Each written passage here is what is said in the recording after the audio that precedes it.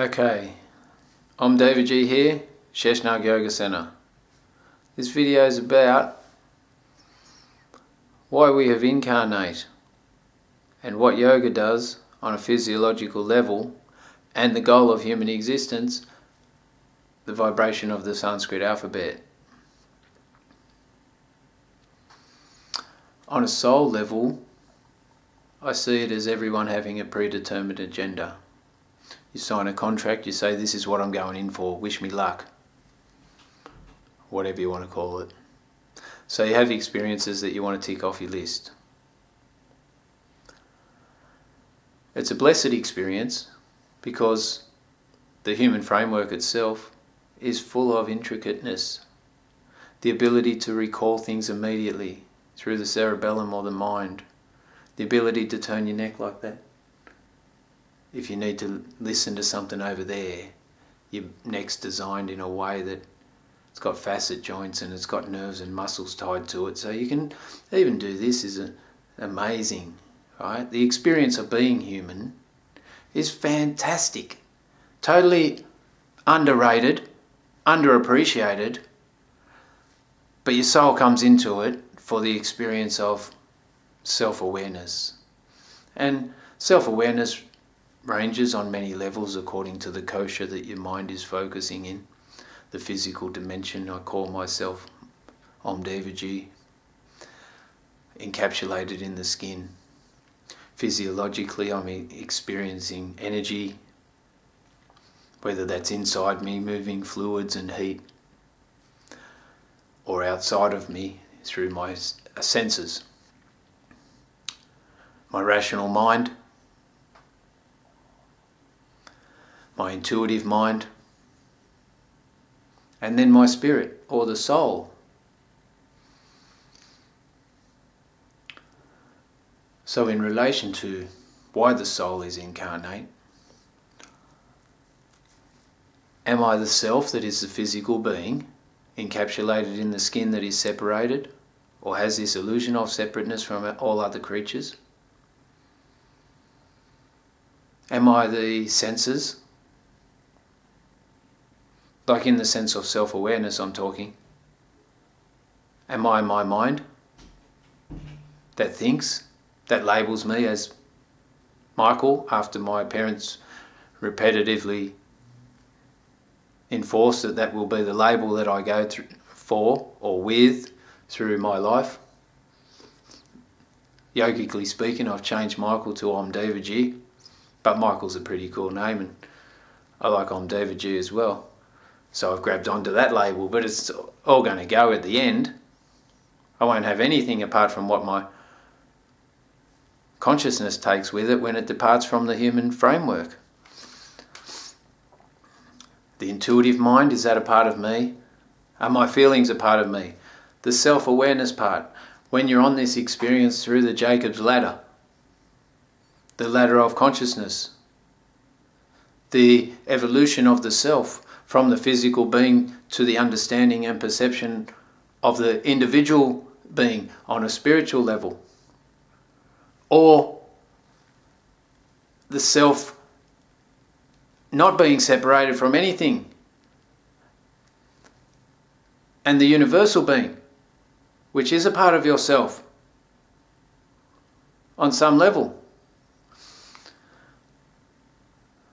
So self-awareness and the evolution of consciousness through the chakras and the subtle body of the linga sharira, there's a natural process that happens as your identification moves away from the physical into the more subtle dimensions.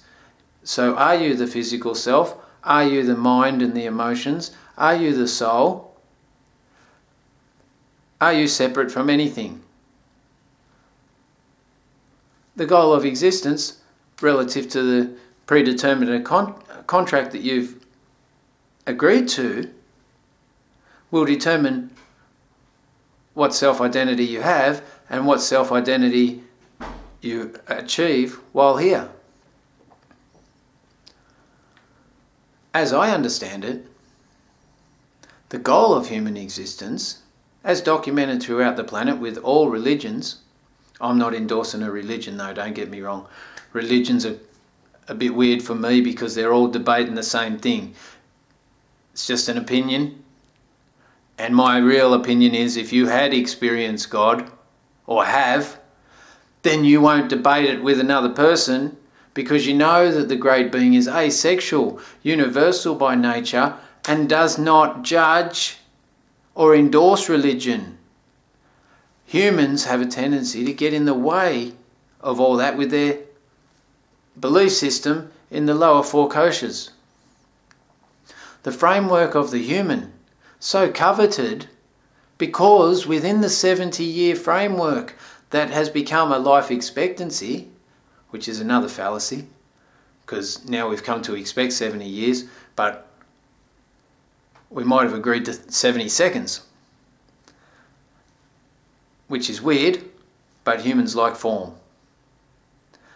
The goal during that 70 years, or during any time period that you're here, is for the individual to see past the physical, past the emotional and psychological, past the soul on some levels where it is individual, and merge the individual soul with the great soul, which is called moksha in Sanskrit.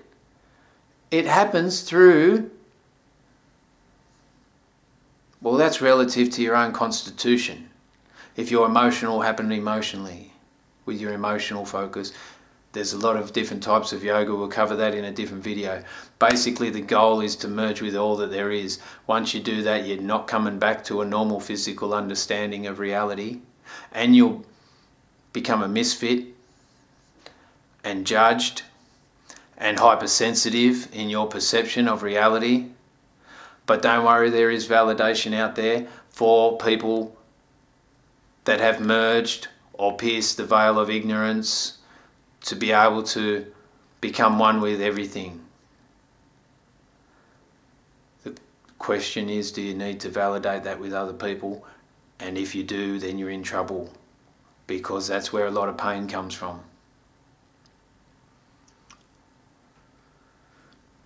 The human framework itself, a blessed experience, blessed creation in the form of the heart beats over 1 million times in a life to sustain the lungs breathing oxygen. The framework is amazingly intense and intricate like nothing else in creation. Your ribs are designed to protect your heart because your heart and your lungs keep you breathing, provide oxygen to the most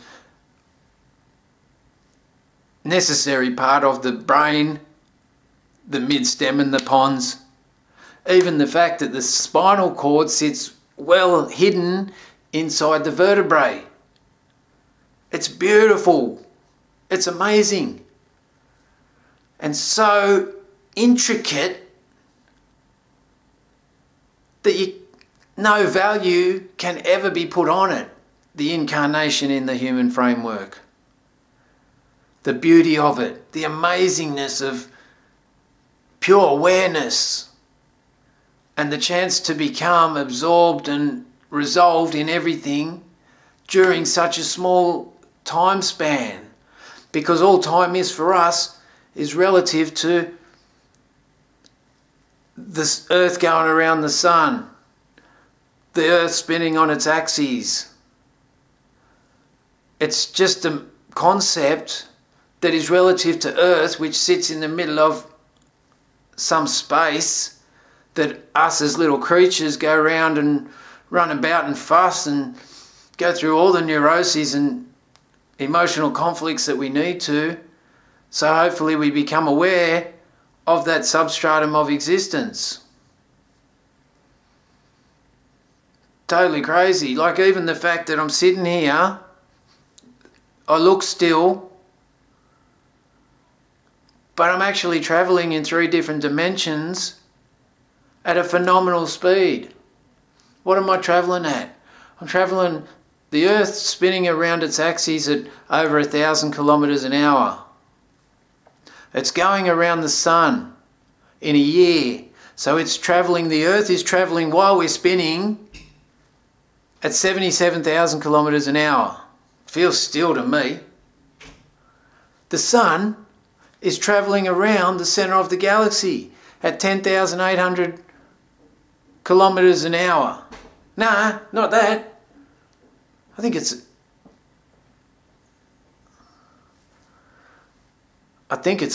10,800 kilometres a second. But it's fast. Anyway, look it up, because I'm not too sure on the third one. But we're moving fast, right? So relatively speaking, the human framework and the incarnation in it is such a blessed experience and so underrated, underappreciated, we might as well just get on with each other and go for moksha in a controlled, ethical way and utilise all our resources for the benefit of everyone. Maybe we could slow down the population rate, but it doesn't matter. It's all just. On some spiritual level, it's wickedly awesome. That's a wrap. Om Namah Shivaya. Peace. Om Devaji. If you can donate, man, that'd be cool. Sheshnag Mandir, Sheshnag Library. I need some help, but I'll share all the stuff I've got for free. That's another video for another day, but that's a dilemma I have, charging for stuff. I don't think I can do it because I don't own anything. But I have to come to the party somewhere. But hopefully someone's going to say, you're onto it, here's some coin, I got a shitload, you can have some. Peace. Om Namah Shivaya. Om Namah Sheshnaga.